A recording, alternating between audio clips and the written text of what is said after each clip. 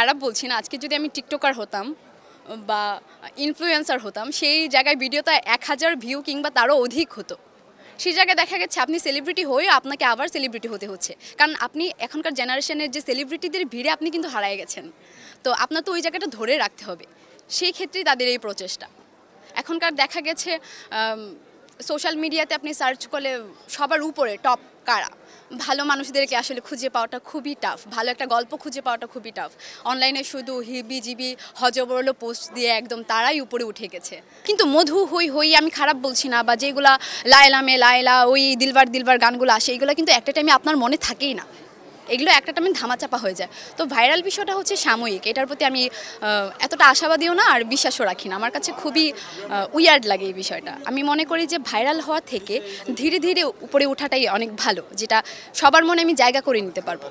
ক্ষণিকের জন্য আসলে জায়গা করে তো লাভ নেই।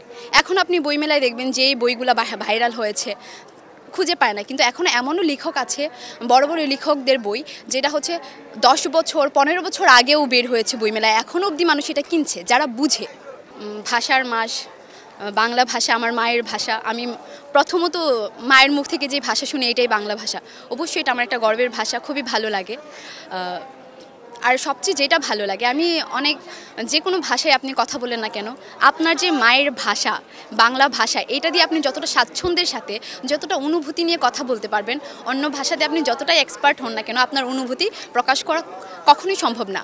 মাইকেল মধুসূদন দত্ত উনি কিন্তু অন্য দেশে গিয়েছিল, কিন্তু লাস্ট মুহূর্তে, আমি ওনাকে ছোট বলছি না, ওই অন্য দেশে গিয়েও উনি ওনার অনেক নোবেল পেয়েছে, অনেক নাম জয় করেছে, অনেক বাহবা পেয়েছে, কিন্তু অতপর সর্বশেষে কিন্তু উনি বাংলাতেই ঠাঁই পেয়েছেন, কারণ উনি রিয়েলাইজ করতে পেরেছেন, ওনার মতো একটা বড় ব্যক্তিত্ববান ব্যক্তি বুঝতে পেরেছেন যে আদতে সব কিছু শেষে বাংলা ভাষাটাই আমার ভাষা, এটাতে আমি যেভাবে অনুভূতি নিয়ে যেভাবে আমি আমার মনের ভাষা প্রকাশ করতে পারবো, অন্য ভাষাতে সেটা সম্ভব নয়।